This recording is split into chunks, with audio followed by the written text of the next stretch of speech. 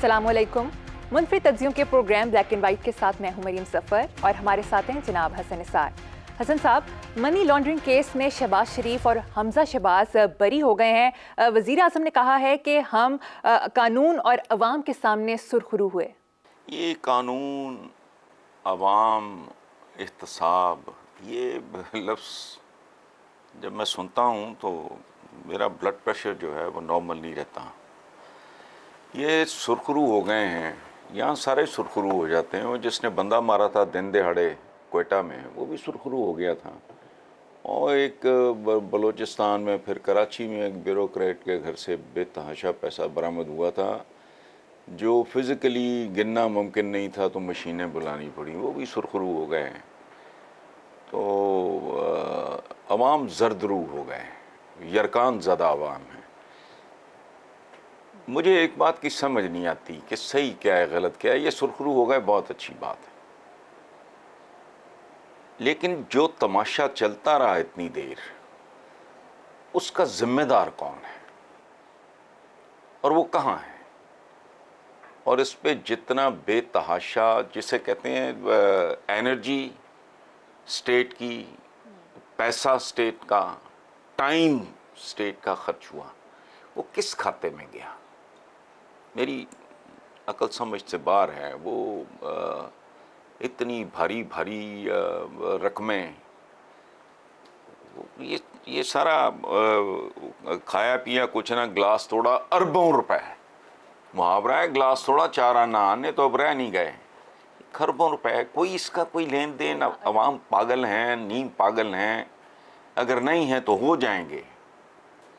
ये मेरे जैसे बंदे के आसाब शल करने के लिए काफ़ी है ये बात। आपने इतनी देर इतना बड़ा एक जुगाड़ लगाए रखा। वो एक बंदा बिस्तर बंद सा आके टीवी पे बैठ जाता था, बड़ी बड़ी वो बातें करता था, वो कहाँ है? उससे कोई दो चार को मीडिया ही तकलीफ करे, कोई जहमत करे, उससे कोई दो चार इंटरव्यूज करो कि क्या है ये।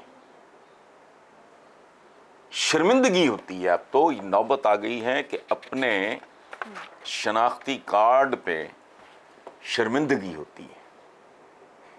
कितने साल से मैं एक बात कर रहा हूं कि पूरे का पूरा निज़ाम इस तरह वज़ा किया गया है कि मगरमच्छ निकल जाएं, मेंढक पकड़े जाएं। ये मेरा तो तकिया कलाम है। ये कबूतर चोरी वाला पकड़ा गया है तो करोड़ों खरबों का को रौला। अच्छा नहीं, इनोसेंट होंगे, मैं मान लेता हूं। ओ भाई, कहीं ना कहीं तो कोई रिस्पॉन्सिबिलिटी फिक्स करो ना। कातिल भी मौजूद है, मकतूल भी मौजूद है, सारा कुछ ही है, लेकिन कुछ सिलसिला बात समझ नहीं आ रही। वो सारा कुछ क्या था, उसकी बुनियाद क्या थी? ये इट्स लाइक, मैं अब क्या लफ्ज़ इस्तेमाल करूँ, अब्यूजिंग द पीपल। उनकी जहानत का, उनकी इज्जत नफ्स का ये तौहीन है सरेआम। इतनी देर, इतना जुगाड़, इतना ड्रामा, इतना रौला, इतना लंबा चौड़ा शहजाद अकबर फलाना टमकाना, बीच में से कख भी नहीं निकला। तो डूब मरो, कोई ना कोई तो डूब मरे ना। It is so embarrassing. देखो बात सुनो, एक बात बताऊं, इस तरह की बातों के बाद लोगों का ईमान जो है ना अपने मुल्क पे, अपनी रियासत पे, वो डमाडोल हो जाता है। और एक मेरा जाती थीसिस है, ना किसी किताब में है ना मैंने किसी से सुना है, फॉल ऑफ ढाका ने हमारी नफ्सियात बिगाड़ दी है। हर आदमी इस तरह बिहेव कर रहा है जैसे उसका आने वाले कल पे ईमान ही नहीं रह गया, वो लाशऊर में चला गया है। फॉल ऑफ ढाका लोगों को शऊरी तौर पे भले याद हो ना हो, लोगों के लाशऊर में उनकी नफ्सियात को बर्बाद कर दिया उसने। इस तरह के इंसिडेंट्स वो बेकार नहीं जाते, फारिग नहीं जाते। हैरान कुन, जिधर मैं जा रहा हूं इसी किस्म की बातें सुन रहा हूं। लोग यही बातें कर रहे हैं कि यार ये क्या है, what is wrong and where. 4 साल इस मुल्क में इतनी बड़ी नौटंकी सर्कस चलता रहा, नतीजा सिफर। सही। शहजाद अकबर भी मौजूद है, मैं समझ नहीं आती। ठीक है, मेरी अकल जवाब दे गई है। अमीर जमात इस्लामी सिराजुल हक ने इसी पर स्टेटमेंट देते हुए कहा है कि अगर सबने बरी होना है तो एहतसाब के दायरे ख़त्म कर दें। सिराजुल हक साहब को कौन समझाए कि ये दायरे शुरू हुए ही नहीं थे। ये ख़त्म तो आप उसको करेंगे जो कभी शुरू हुआ हो, ये कुछ भी नहीं। ये सिर्फ एक ढोंग, एक ड्रामा, एक नौटंकी और इस तरह का कारोबार है ये सारे का सारा। अदरवाइज इस तरह कंक्लूड होती हैं चीज़ें। और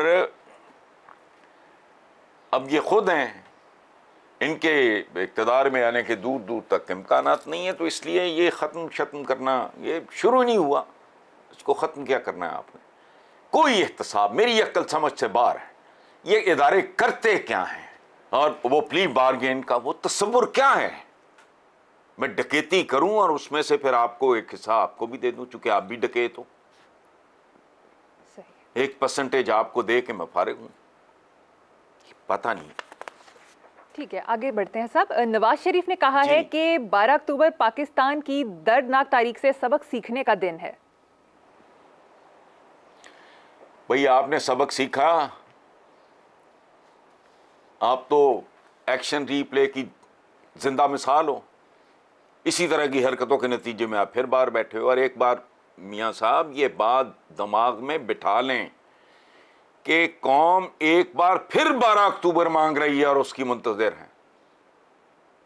और 12 अक्टूबर को भी कोई क़यामत नहीं आई थी, सवाए एक के चंद घंटों के अंदर अंदर लाहौर शहर की जितनी स्वीट शॉप्स थी, मिठाई की दुकानें, वो फारिग हो गई थी। लोग एक दूसरे को गले मिल के मुबारकबादें दे रहे थे और 12 अक्टूबर का जश्न मना रहे थे। तो इसलिए आप कभी इस जमहूरियत के बदबूदार गिरेबान में कभी झांक के देख भी लें। ये मिथ है जो आप कह रहे हो कि कौम ये वो। कौम क्या है? कौम तो फिर दुआएं मांग रही है 12 अक्टूबर के लिए। आपको शदीद गलत फहमी है। नवाज शरीफ ने यह भी कहा है कि मुझसे इंतकाम लेते लेते मुल्क का बेड़ा गर्क कर दिया है। सुभान अल्लाह, ये मुल्क के दर्दी आ गए भाई। मैं एक बात मुझे समझ नहीं आती, बेशुमार तस्वीर मैं देख चुका हूँ पिछले दिनों टीवी पे, हमारे अपने चैनल पे, नवाज शरीफ की और इमरान खान की हंसते खेलते। बचपन से सुनते आए मरियम हम के ये जो इंतकाम या इस लेवल की जो दुश्मनी और ये और वो, उसके पीछे 3 चीज़ें होती हैं। 3 में से कोई एक चीज़ हो सकती है। ज़र, जन, ज़मीन, जायदाद का कोई ये वो कोई इस तरह का ज़र, जन, ज़मीन को, पैसे का, ज़मीन का, औरत का, ये मुहावरा है, मैं नहीं कह रहा। मुझे एक बात बताओ, इन तीनों में से इन दोनों के दरमियान क्या है? कुछ भी नहीं। आपसे किस बात का इंतकाम लेना?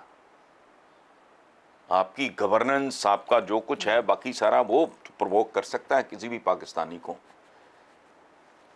इसके अलावा मीलॉर्ड मेरी समझ से बाहर है, उतना तो कोई भी नहीं रहा आज तक पाकिस्तान की तारीख में।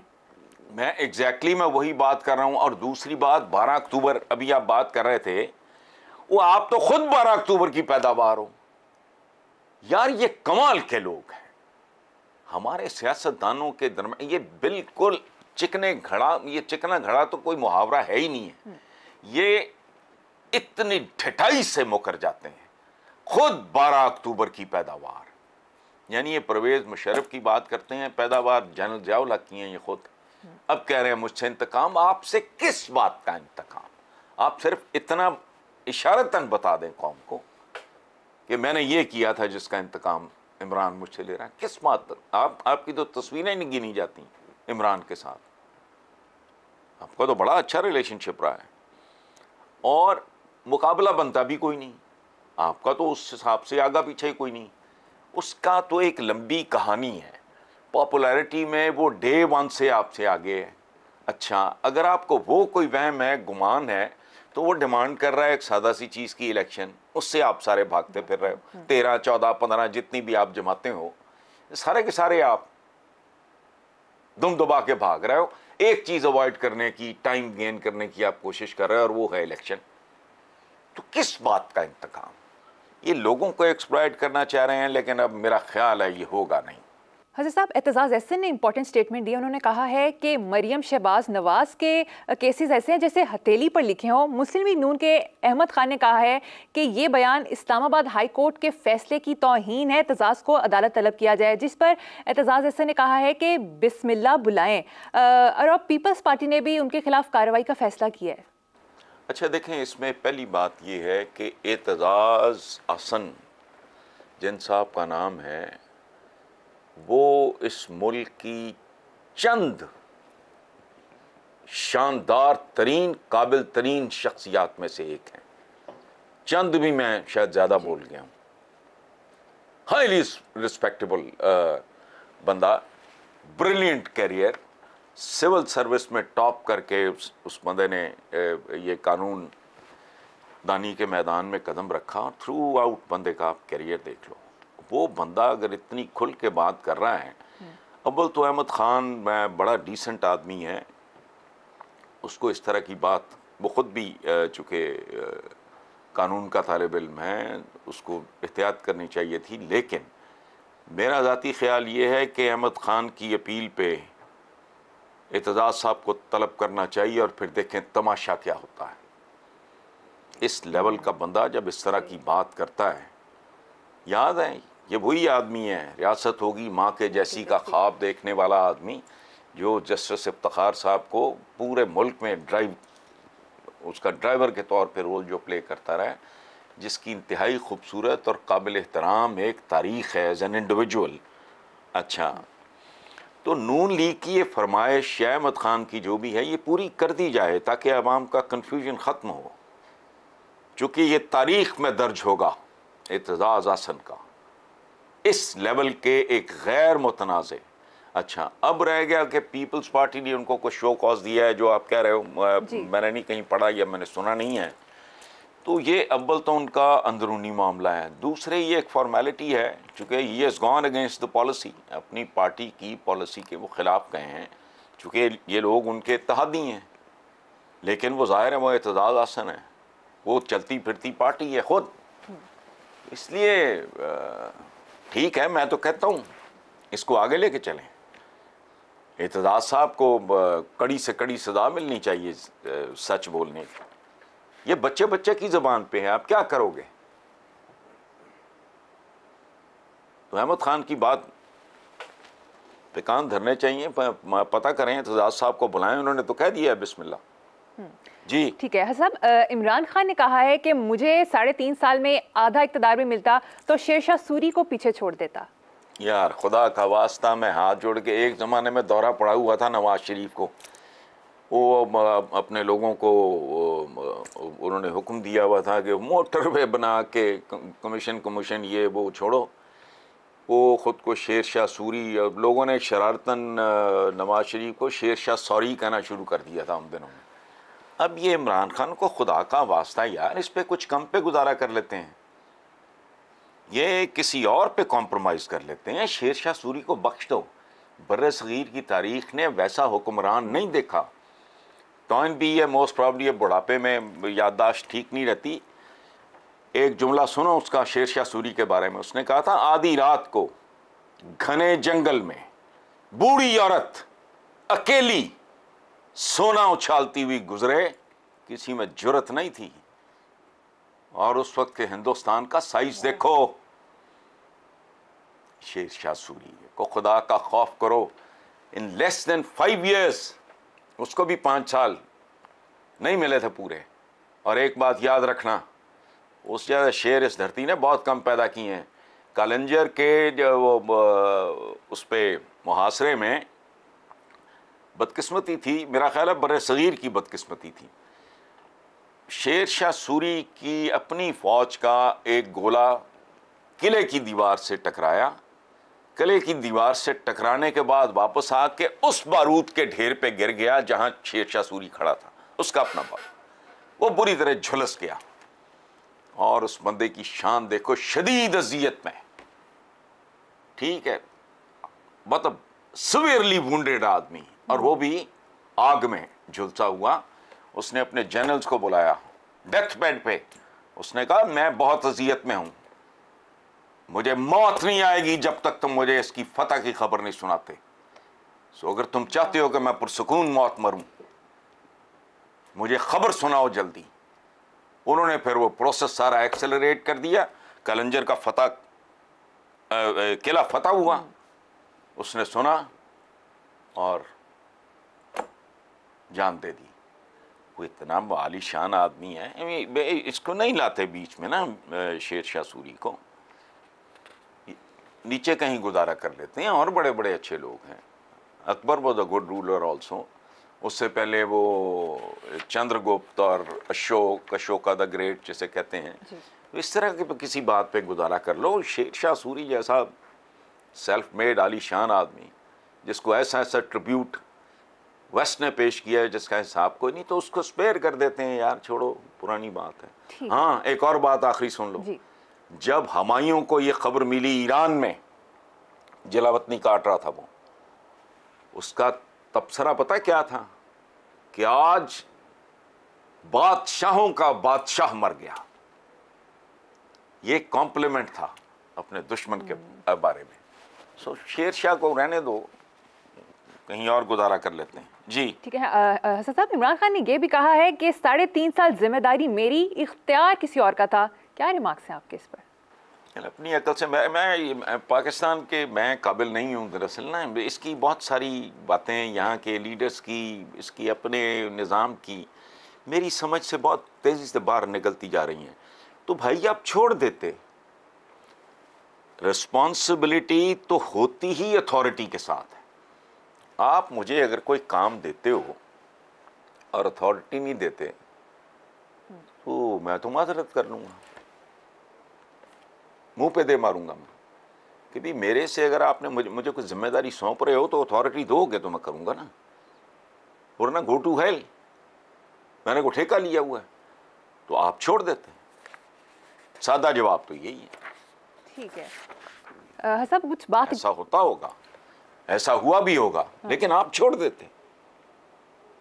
जी छोड़ देते। ठीक है। सब कुछ बात अब इकोनॉमी की कर लेते हैं। इकोनॉमी की समरी मेरे सामने है, जो कि कुछ ऐसे है। आलमी बैंक ने कहा है कि आने वाले दिनों में महंगाई बढ़ेगी। ज़र मुबादा के ज़खायर में एक हफ्ते में $30 करोड़ से ज़ायद में कमी आई है। मूडीज़ ने 5 बैंकों की रेटिंग कम कर दी है, पर डॉलर नीचे आ रहा है। देखो बात सुनो, पहले तो थोड़ा डॉलर को समझो। 1947 में डॉलर था ₹3.31 का, ये ज़हन में रखना। अच्छा, इसको मुख्तसर करते हैं, 2019 में 150 का। देखो जैसे स्टेरॉइड्स देते हैं ना ये 2 नंबर किस्म के हकीम और जाली डॉक्टर और वारदाती और जुगाड़िए, ये स्टेरॉइड्स देने वाले लोग हैं। इसमें मरता हुआ आदमी एक दफ़ा तो बिस्तर मर्ग पे फुदकने लगता है, उसके बाद जो उसका हशर होता है ना। देखें ये वही साहब हैं जिनकी एक हरकत का खमियाजा पाकिस्तान को भारी जुर्माने की सूरत में जो IMF को दिया गया भुगतना पड़ा था। सो ये आप जो कह रहे हो, अभी तो खेल शुरू हुआ है ना, चल रहा है, अभी देखते हैं क्या होता है। मुझे अच्छा, जितनी खबरें आपने सुनाई हैं इसके अलावा भी चंद खबरें हैं। अच्छा, वक्त बता देगा। वो क्या कहते हैं, घोड़ा दूर ना मैदान दूर, आपको अंदाज़ा हो जाएगा इकॉनमी का। ये इकॉनमी, पहली बात ये है, अच्छा ये कह रहे हैं 4-6 महीने में ठीक नहीं होगी, वो ये तो 4-6 साल में ठीक नहीं होगी। ये तो काम ही ऐसा है, जितनी देर में बिगाड़, इकॉनमी रातों रात बर्बाद भी नहीं होती, इल्ला कोई एटॉमिक वॉर शुरू हो जाए, वो तो केस ही और है ना। इकॉनमी रातों रात बर्बाद नहीं होती, और इसीलिए ये रातों रात आबाद भी नहीं होती। बाकी चूस नहीं दे रहे हैं, कौम को देने दें। जी हसन साहब, इसहाक डार ने भी इस पर एक स्टेटमेंट दिया, उस पर बात करेंगे, पर मुझे यहाँ पर एक ब्रेक लेनी है, साथ रहिएगा।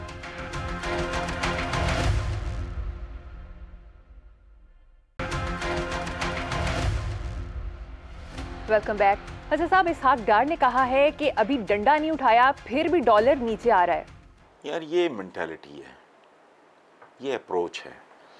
इंसान बाज़ औक़ात छोटे छोटे जुमलों से पकड़ा जाता है। ये डार साहब, टिपिकल डार साहब, मेंटालिटी है, ये डॉलर्स को डंडे के जोर पे, ये इकोनॉमी को डंडे के जोर पे इम्प्रूव करना चाह रहे हैं। तो देखते हैं, बड़ा दिलचस्प तजर्बा होगा। दूसरी तरफ एक और, मैंने अगेन उस स्टेरॉइड वाली बात जो थी, अरबों डॉलर तो खुद उनके पास हैं, ये मार्केट को उथल पुथल करना, कुछ देर के लिए डुगडुगी बजाना, ये इनके लिए कतई मुश्किल नहीं है। और दूसरी बात, ये एक लीग है, एक वेस्टेड इंटरेस्ट, एक ग्रुप है इस मुल्क में जो इनका पुष्टपना है, लोग जानते हैं, इसलिए कहने की ज़रूरत नहीं है। वो एक दफ़ा इनको जाली किस्म की सपोर्ट देंगे, लेकिन मैं पहले ही अर्ज़ कर चुका हूँ कि जितना ज़ख्म गहरा लग चुका है पाकिस्तान की इकॉनमी को, वो रातों रात वाला केस है नहीं है। आप देखते जाओ आगे आगे क्या होता है, वक्त फैसला कर देगा ना जी। इसमें उनका कहना या मेरा कुछ कहना बेमानी बात है, वक्त बता देगा जी। साहब, इसहाक डार अमेरिका पहुंचे तो दोनों तरफ से गालियों का तबादला हुआ है, मुखालफत में नारे लगे हैं, और इसहाक डार साहब के दोस्तों ने भी आगे से काफ़ी जवाब दिए हैं। देखो, पहली बात तो ये है, उसूल की बात करते हैं, एक बुनियादी बात करते हैं, भूल जाते हैं कि उधर इसहाक डार था, और भूल जाते हैं कि उधर प्रो पीटीआई या पाकिस्तानी अवाम के खुद साख्ता नुमाइंदे थे। Let's forget about all this.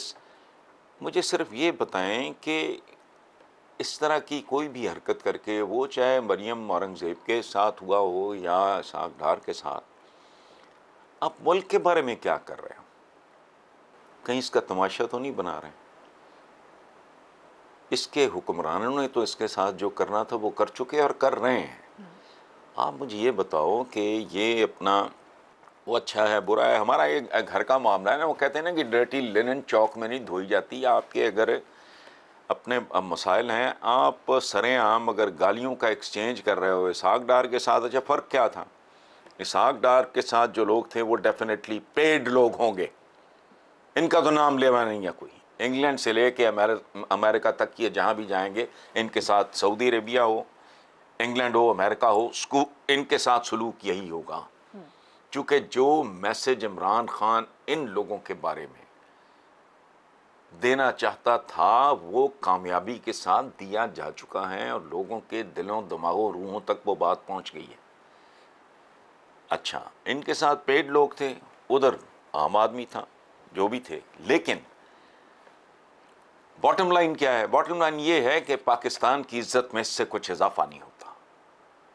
आप इंग्लैंड में एक अपने ही घर की बहू बेटी बच्ची के साथ, मैं उसकी बात कर रहा हूँ, ये जो मरियम जूनियर है, आपने किए हैं, सुनने वाले देखने वाले उन्होंने क्या महसूस किया होगा कि किस मुल्क के रहने वाले हैं, कौन लोग हैं, इनकी मोरालिटी, इनके मैनर्स, इस तरह का सवाल है। बाकी जो ये सारा कुछ इन्होंने कमाया है, ये सारी इज्जत इन लोगों ने, सबसे बड़ा सबूत है ये, हर रोज़ इलेक्शन होता है जब ये सड़कों पर निकलते हैं, whether it is England, Saudi Arabia और अमेरिका, ये साइबेरिया में भी चले जाएं, तो अब इनका ये जो इमेज है ना, अभी पिछले प्रोग्राम में आपने किया था वो सवाल कि कहाँ, पता नहीं कनाडा में करप्शन की बात करते हुए किसी यूनिवर्सिटी में नवाज शरीफ साहब की फुटेज दिखा के तो लोगों को एक्सप्लेन, ऐसा ना, तो ये जिल्लत की इंतहा नहीं है इस मुल्क के लिए।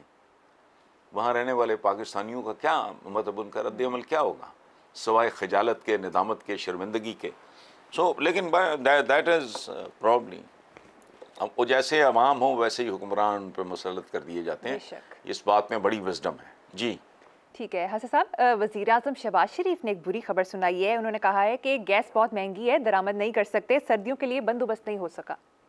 आप यकीन करो, ये स्टेटमेंट मैंने पढ़ा, मेरे दिल में, देखें मैं शहबाज शरीफ की कुछ चीज़ों का कायल हूँ, वो बंदा पटड़ी से उतर जाता है कभी, चूँकि पूरा एक एनवायरनमेंट है, कल्चर है उनकी पार्टी का, लेकिन ये बात बहुत ज़बरदस्त की है।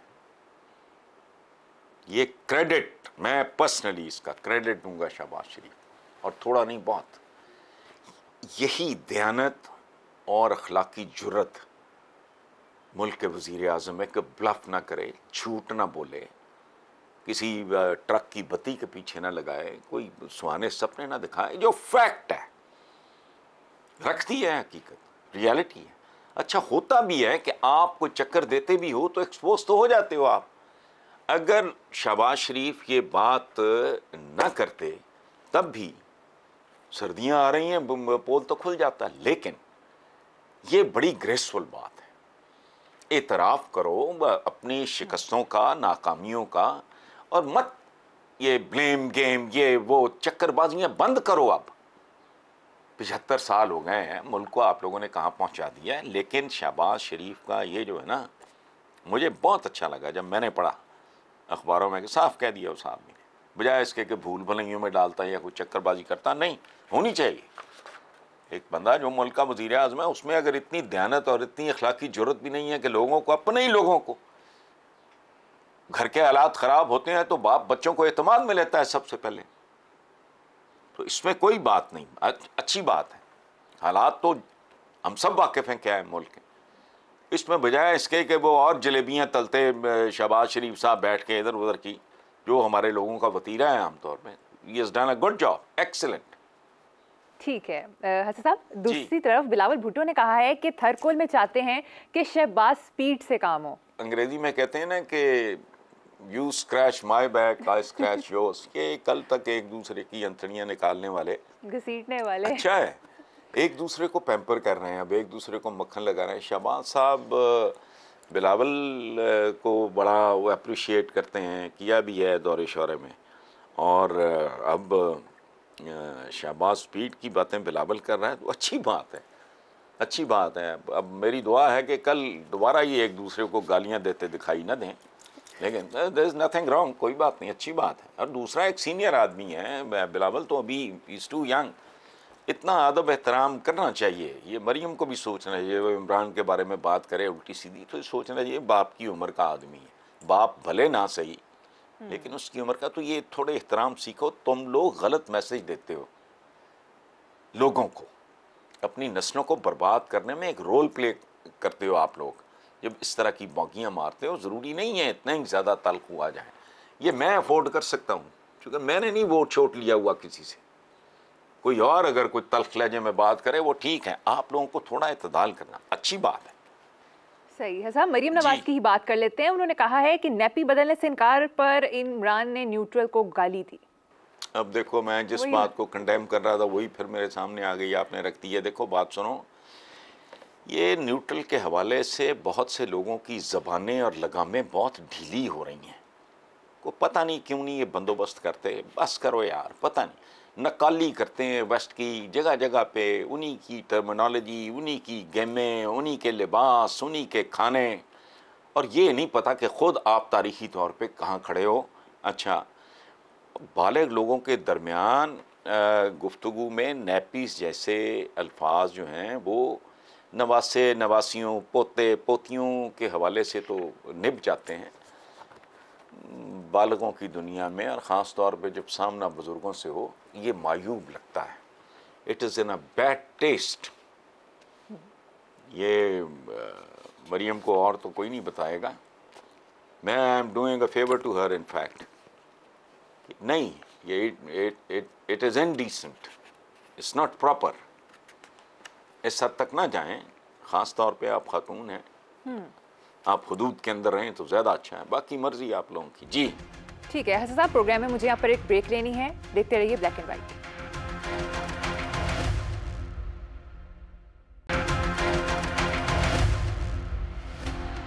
Welcome back.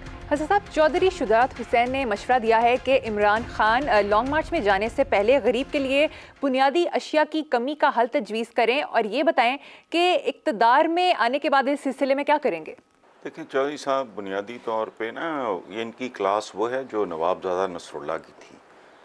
वो बहुत मतीन, संजीदा, मुतवाज़न किस्म के आदमी हैं, और इन लोगों की बातों को नज़रअंदाज करने की बजाय उन पे थोड़ी तवज्जो देनी चाहिए। बुनियादी मसाइल तो यही हैं जिनकी तरफ चौधरी साहब ने कोई नई और अनोखी बात तो नहीं की कि जी बुनियादी अशिया की कमी का हल तजवीज़ करें गरीब आदमी के लिए, और बताएं इक़्तिदार में आके इस सिलसिले में आप क्या करेंगे।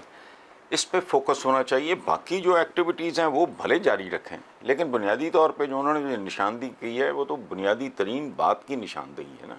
तो इसमें ज़ाहिर है किसी बंदे को क्या इख्तलाफ या एतराज़ हो सकता है इसमें। जी ठीक साहब, चौधरी शुजात हुसैन ने यह भी कहा है कि सिविलियंस और सियासतदानों को फौज के मामलात में दखल अंदाजी नहीं करनी चाहिए। आर्मी चीफ का मनसब संभालने के बाद उसकी कोई बिरादरी नहीं होती, ना पहचान होती है, पहचान सिर्फ पाकिस्तान होती है। ये बात तो वैसे लिखी पड़ी बात है। मैं अक्सर एक मिसाल दिया करता हूँ, चूँकि हमारे घर में ये हुआ है, ये तमाशा 2-3 बार मैंने अपनी टीन एज में देखा है कि बच्चा कोई जब जाता है पाकिस्तान मिलिट्री एकेडमी ज्वाइन करता है, तो पहली बार जब छुट्टी पे घर आता है तो सगी माँ नहीं पहचानती, झटका लगता है माँ को, and it takes a few seconds to recognise के मेरा बेटा है। सारा मांस मूस झड़ चुका होता है, हेयर स्टाइल उसका कुछ और, चाल उसकी बदल गई होती है, मैनरिज्म उसका चेंज हो गया होता है, लहजा तक तब्दील हो गया होता है। तो बात तो ठीक है, वो एक सांचे में ढल जाते हैं और एक इदारा, अच्छा इंटरनेशनली रिकग्नाइज, पता नहीं रैंकिंग में 7वां 8वां कोई, बाकी इस मुल्क के पल्ले जो कुछ है वो हम उसका तो मातम करते ही रहते हैं। लेकिन प्रॉब्लम है हमारे यहाँ ये जो बात उन्होंने की है कि वो लोग जिनको अपनी ज़बानों पे कंट्रोल नहीं है वो इस मुल्क के हालात को कैसे कंट्रोल करेंगे। जिसको अपनी ज़बान पे कमांड नहीं, जिससे अपनी ज़बान को इस्तेमाल करने का सलीका नहीं है, वो इस मुल्क की इकॉनमी ठीक करने चला है। अल्लाह ही हाफ़िज़ है। सदर अलवी ने कहा है कि पीटीआई की हुकूमत जब गई तो इमरान खान ने मायूसी में असम्बली ना जाने का फ़ैसला किया। वो मुझसे पूछते तो मेरा मशवरा दूसरा होता। देखें, ज़ाती तौर पे अगेन प्रेसिडेंट अलवी एक शरीफ आदमी हैं, लेकिन मुझे वो लग रहे हैं थोड़े कंफ्यूज्ड, और मेरा ख़्याल है कि उनके असाब मुतासर हुए हैं हालात में। वो between the devil and the deep sea वाला मामला है उनका। एक तरफ उनकी पार्टी है, एक तरफ उनका अपना मनसब है जिसके अपने तकाज़े हैं, ठीक है। लेकिन मैं उनकी बात ना उसको मैं को कॉन्ट्रडिक्ट कर रहा हूँ, ना मैं कमेंट करना चाह रहा हूँ। मैं एक बुनियादी बात आपको एकेडमिक किस्म की बताता हूँ। ये जो सियासत है ये बुनियादी तौर पे लकड़ पत्थर लोहा ये एटीट्यूड नहीं सियासत में। सियासत में रवैया पानी जैसा होना चाहिए, और पहले भी मिसाल दे चुका हूँ। पानी क्या है, आप हर तरफ से उसका रास्ता रोक ले तो वो रिसना शुरू कर देता है। फ्लड की सूरत तो once in a blue moon होती है, वो रिसना शुरू कर देता है। मेरी अपनी लाइब्रेरी के साथ ये हरकत हुई है चंद माह पहले। ऐसा अजीब व गरीब मंजर था जिसका हिसाब कोई नहीं, और पानी हालात के बर्तन के मुताबिक शक्ल तब्दील कर लेता है। मैं पहले भी कह चुका हूँ, पानी के एक से ज़्यादा रूप हैं। भाप बन जाता है, पानी बन जाता है, पानी बर्फ़ भी बन जाता है।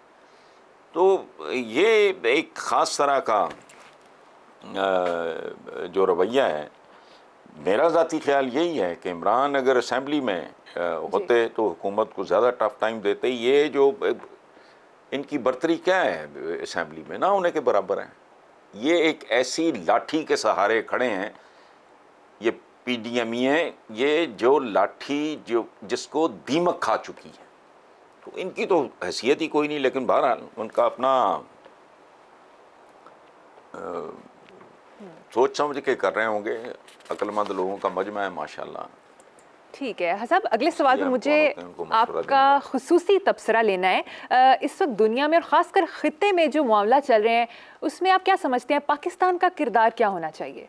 पाकिस्तान का किरदार जो है उसमें बहुत ज़्यादा जहानत, ज़कावत और मेहनत, यकसुई, गहरी सोच विचार की ज़रूरत है। देखो, एक तरफ अभी सऊदी अरेबिया को ने इनकार किया है अमेरिका को जी। वो आज भी उन्होंने कहा जी को कीमत देनी पड़ेगी और ये और ये पेट्रोल की प्राइसेस वगैरह के। अच्छा, दूसरी तरफ यूएई का जो बंदा है, उनका जो सरबराह है या सदर है या जो कुछ भी है, वो रशिया का दौरा कर रहा है। वो बहुत करीबी ताल्लुकात हैं उनके और सऊदीज़ के।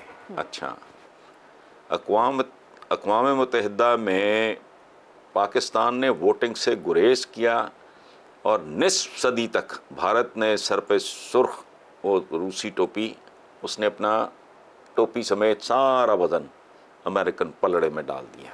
अच्छा, इंडिया अब कितना अजनबी होगा अपना रीजन में।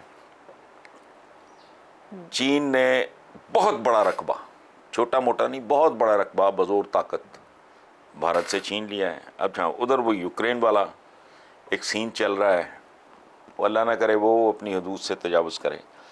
सो दुनिया के जो हालात हैं उसके तनाजुर में पाकिस्तान को पहली बात तो ये करनी चाहिए कि ख़ुद मुस्तहकम, आपका रोल बाद में शुरू होता है। अगर आप अपने घर में ही स्टेबल नहीं हो, अगर आप ताकतवर नहीं हो, अगर आप अपने कदमों पे नहीं खड़े, तो एटमी ताकत, देखो बात सुनो, मैं पहले भी एक बार ये बात शायद की थी। एटमी ताकत क्या है? जैसे आप समझ लो कि मेरी जगह को दुनिया का कोई टॉप का रेसलर बैठा है, ठीक है, बहुत ताकतवर आदमी है, कुर्सी पे बैठा है, लेकिन उसकी टांगों को पोलियो हो चुका है, अपर हाफ उसका बहुत मजबूत है। एटमी ताकत, कमज़ोर इकोनॉमी और एटमी ताकत, ये मैं अपने तरीके से समझाने की, नाकिस तरीके से समझाने की कोशिश कर रहा हूँ। अपर हाफ उसका इतना मजबूत है कि वो गेंडे को भी मुक्का मारे तो उसकी गर्दन तोड़ दे। लोअर हाफ उसका है ही नहीं, वो पोलियो हो चुका है। उसको अगर कोई बच्चा भी चपेड़ मार के भागेगा ना, वो उसका कुछ नहीं बिगाड़ सकता, क्योंकि उसके पास मफलूज टांगों के अलावा कुछ नहीं है, अपर हाफ बहुत मजबूत है। इस तरह की सूरत हाल है। आपको पहले ख़ुद को मुस्तहकम करना चाहिए और उसके बाद जो सूबे की सारी, ख़ित्ते की सारी सूरत हाल है उसके मुताबिक आप उसके साथ सेंट्रलाइज करो, उसको समझो। कोई रॉकेट साइंस नहीं है, एक से एक जीनियस बैठा है आपके फॉरेन ऑफिस में, ट्रेंड लोग हैं, पढ़े लिखे लोग हैं, बैनुल अक़वामी अमूर को समझते हैं। लेकिन सबसे पहले आपकी बुनियादी ज़रूरत ये है कि आपका अपना घर ऑर्डर में हो। ये जो तमाशबीन है ना, इनसे कोई जान छुड़ाओ। जी ठीक है साहब, अगली खबर शोबिज़ इंडस्ट्री से है। मुस्तफ़ा कुरैशी ने नई film legend of Maula Jatt में नूरी नत का किरदार अदा करने वाले हमजा अली बासी की परफॉर्मेंस को खूब सराहा है। देखें, पहली बात तो यह है कि मुस्तफ़ा कुरैशी एक बहुत सीनियर और बहुत टैलेंटेड, ख़ुद एक बहुत बड़े फ़नकार हैं। उनकी आली ज़रफ़ी है, जैसे एक बड़ा एक बुज़ुर्ग जो है वो अपने जूनियर्स को हौसला बढ़ाता है, प्रमोट करता है, और हमज़ा ने काम ठीक किया होगा तो वो कर रहे हैं, ज़ाहिर है, मैंने तो नहीं। अच्छा, दूसरी बात ये है कि एक्सपेक्टेशंस, हालांकि मैं सिनेमा से बहुत दूर जा चुका हूँ अब, एक्सपेक्टेशंस मेरी कामरान लाशारी, एक तो पहला काम इस नौजवान का, दूसरा ये शुएब मंसूर मेरे बहुत प्यारे दोस्त हैं और वो फिल्म जीनियस है, इसमें कुछ शक नहीं। ये शुएब मंसूर को असिस्ट किया हुआ है बिलाल ने, और बिलाशुबा मुझे इसमें कोई शक नहीं कि अपने उस्ताद का नाम रोशन करेगा। I wish him luck.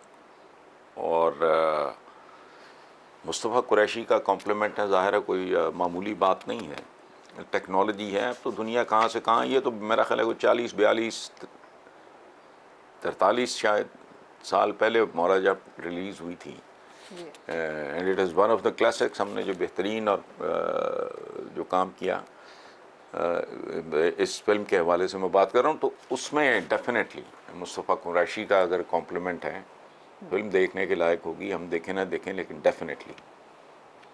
जी ठीक है हसन साहब, प्रोग्राम का वक्त ख़त्म हो गया। इसी नोट पर अपने व्यूअर्स से इजाज़त चाहेंगे। आपसे मुलाकात होगी इंशाल्लाह ताला कल। अल्लाह हाफ़िज़।